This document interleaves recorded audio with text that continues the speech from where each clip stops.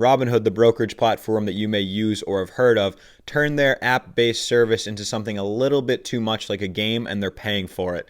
I'm not sure if you heard, but as of January 18th, Robinhood was forced to settle with Massachusetts regulators for gamifying their customers' trading experience. Hey guys, I'm back. For those of you that are new to the page, my name's Aiden Murphy. I'm a financial advisor with Sentinel Financial Group, and in today's video, I'll be sharing with you an interesting article that I read from Reuters regarding Robinhood and a lawsuit with Massachusetts regulators pertaining to Robinhood's exploitative practices. Let's get into it. On Thursday, January 18th, 2024, the online brokerage platform Robinhood agreed to pay a $7.5 million fine and overhaul its practices to resolve allegations by Massachusetts securities regulators that are stating that it had encouraged inexperienced investors to place risky trades. So what happened was in 2020, the Massachusetts Secretary of State, Galvin, he filed an enforcement action claiming the app-based service used the strategy of treating trading like a game to lure young and inexperienced customers into placing risky trades. Galvin references the gamification strategies used, like how confetti would rain down for each trade made on the app.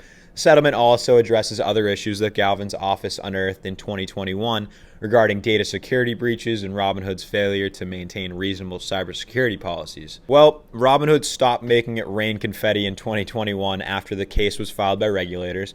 This was actually the first enforcement action under a state fiduciary rule that raised the investment advice standards for brokers operating in Mass. Anyways, in this 2021 case, regulators were looking to revoke Robinhood's license to operate in Massachusetts, but Robinhood denied wrongdoing, and they took their chances in court to challenge the fiduciary duty rule.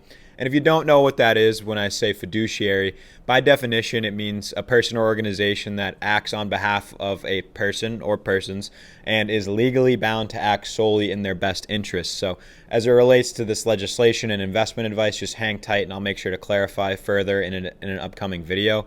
But lo and behold, in August, regulation was upheld by the Massachusetts Supreme Judiciary Court, stating that broker-dealers do have a fiduciary obligation to provide investment advice without regard for the interests of anyone but their customers.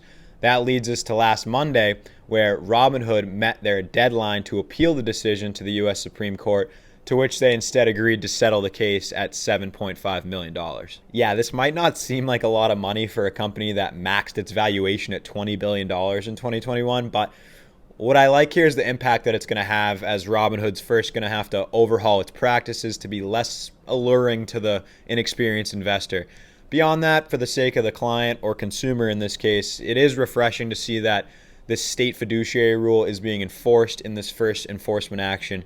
You know, there's still a lot of holes when it comes to Reg BI, regulation best interest, and the fiduciary standard rules between broker-dealers, advisors, and agents of financial service industry companies, but I'll consider it a step in the right direction.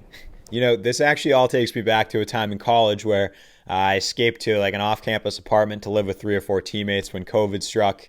You know, Robinhood was just hitting its stride, and we found ourselves in its clutches. So despite being finance majors at a prominent business school like Babson College, literally taking courses like securities valuations at the time, even we fell prey to the pull of this app. You know, whether it was the smooth user interface or the account setup and bank account linking so seamless a monkey could do it, the lack of warning or understanding before placing wildly inappropriate trades, obviously the tokens and confetti, and finally the fact that trading on this felt like I was playing a game. It certainly did work all too well to lure us inexperienced investors in and enabled us to make some pretty terrible trades. While some of us did okay with simple indexed investing, the rest of us felt like we were Warren Buffett on the platform, you know, trying to pick winners, inevitably losing our shirts with money we really didn't have.